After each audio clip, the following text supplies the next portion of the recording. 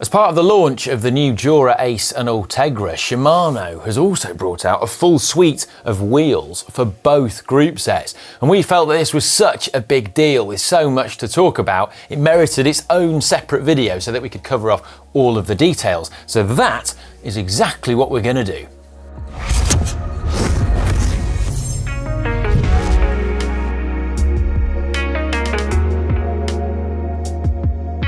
I'm excited because these are Shimano's first performance road wheels since the last Dura-Ace launch, which was over 5 years ago. And the rims are all full carbon and they're going to be available in 3 depths. So you've got the C36s, which are 36mm deep, the C50s, and then these, the C60s, which are 60mm deep. And in addition to being full carbon, they have these updated graphics on them, which are very smart, and they're not stickers, so they're not going to peel off, which I particularly like. But I'm interested to know what you guys think of the updated graphics. This is an Ultegra one, but there's also Dura-Ace. Do you prefer them to the older style graphics? They were a bit more, or a bit bigger, a bit more bold on the wheels, and these are a lot more subtle. But yeah, what do you think?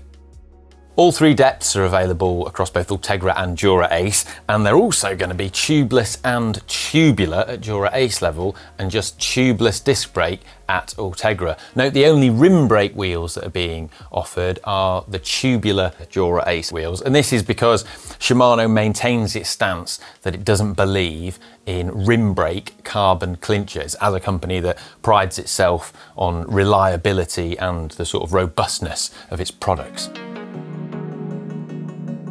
Of the 3 depths, the 36mm wheels are intended to be the climbing wheel set. They're the lightest. The C50's kind of a great all-rounder, do-it-all wheel that's got really good stiffness, rigidity, driving rigidity from the new hubs, but more on that in a minute, and good controllability, according to Shimano, despite still being aerodynamic. And the C60's, which are on the beautiful canyon behind me, well, they're intended for sprinters and, in Shimano's words, ideal for high-speed pursuits, which makes them sound like they're brilliant for police chasers, in my imagination. However, in this regard, the 60s are not just deeper and more aero, they're also stiffer. So the spoke lacing pattern on the 60s is 2:1 compared to 1:1 on the 50s and 36s. And Shimano claims that this makes them 10% stiffer and more rigid.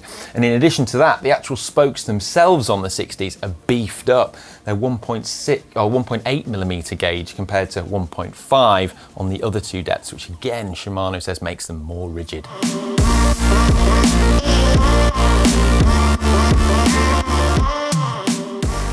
It's really interesting to see Shimano emphasising the rigidity and the stiffness of the new wheels so much, because it feels that, well, all too often when wheels come out, all the chat is about how aero or light they are. But if you speak to any experienced cyclist or professional, then they'll tell you why having stiff wheels is oh so important. Laterally stiff and rigid wheels are often overlooked, but they can transform the way that your bike handles and feels. They allow you to rail around corners and just feel like your bike is cornering on rails.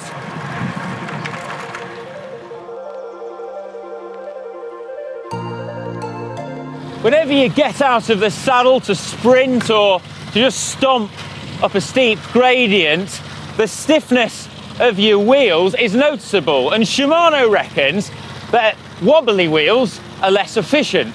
Now, the efficiency and how that translates from the stiffness of your bike or wheels is something that is notoriously difficult to quantify and measure, but something that isn't is it just how it feels. And anyone that's experienced it will agree, having a stiffer bike beneath you just feels better.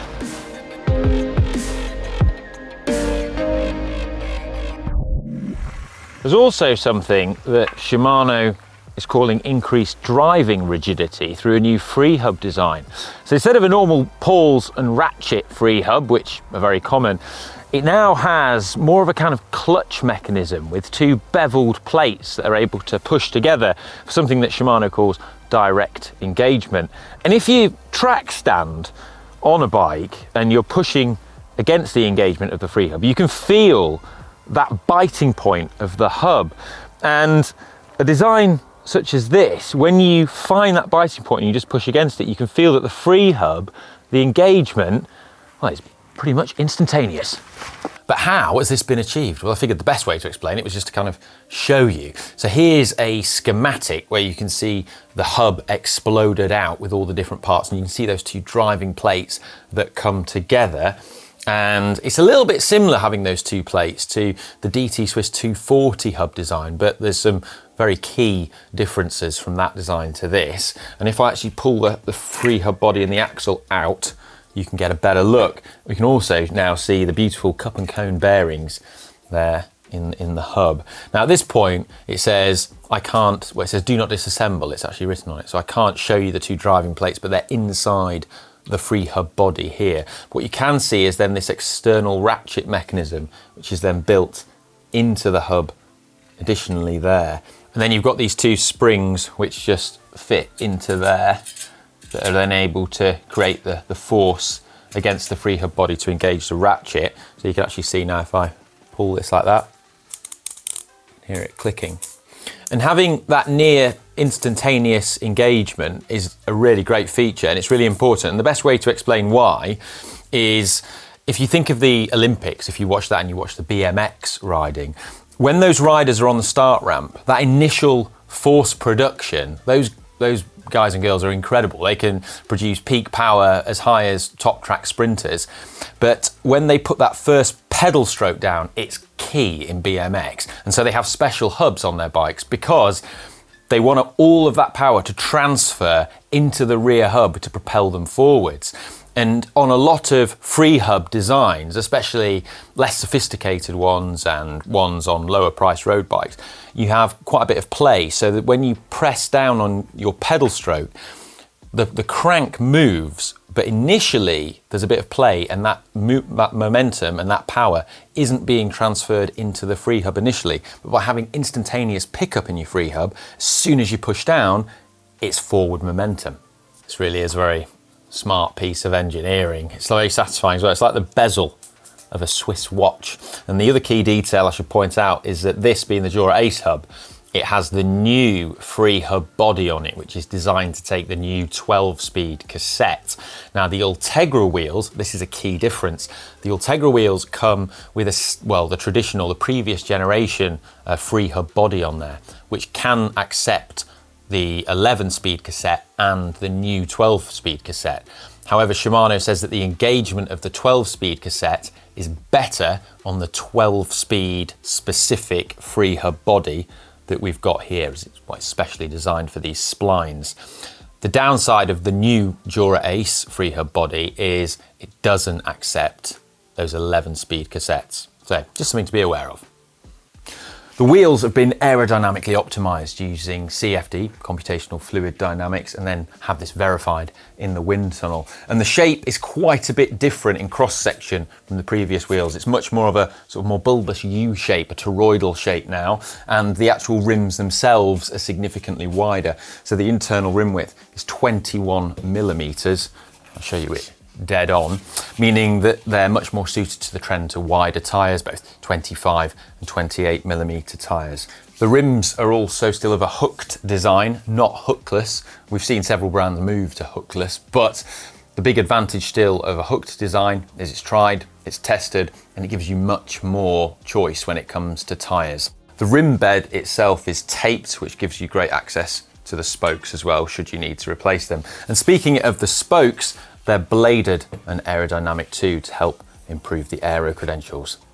And speaking of aero, Shimano's claiming that its new wheels are aerodynamically the best it's ever made. So taking the C50, Shimano says that in race situations, which I'm taking as meaning at speeds of around 45 kilometers an hour, this wheel, the C50, is 5.1 watts more aerodynamically efficient than the C40, which it's kind of replacing from the previous generation, and 1 watt more aerodynamically efficient than the old C60, which is replacing, which is impressive considering that is an extra 10 millimeters deep.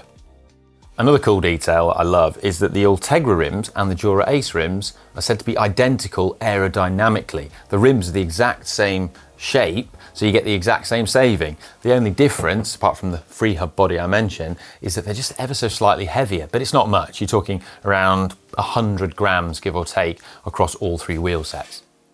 But the thing is, you can have the most aero, stiffest wheels available in the world, and it's just not enough for us cyclists, because we all still want them to be light as well. Even me, you all know how much I love aero, but even still, we just love light things. They just feel good, don't they, when you're riding along?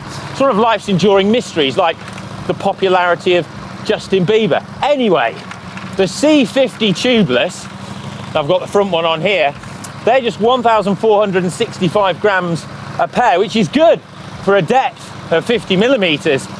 But also, it's 157 grams lighter than the shallower, older, outgoing C40s.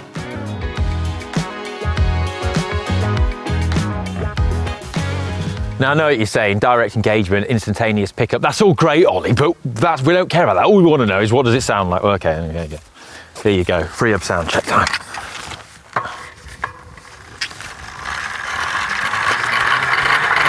It's a big one. Oh,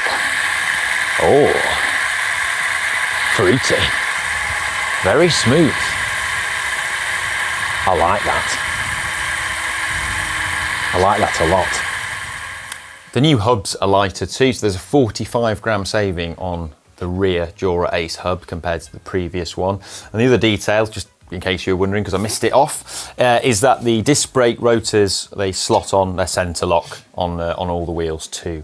So there you have it, Shimano's new range of wheels, both Ultegra and Dura-Ace. Let us know what you think of them in the comments section. I think they're very smart, and I look forward to riding them, especially with some rather nice Pirelli Tamwool tyres on. I think they look very smart on that Canyon. Although Size said he's got first dibs on that bike. Typical. Anyway, let us know your comments down below, and if you've got any questions, fire those as well. And if you enjoyed this video, give it a thumbs up. I'll see you later.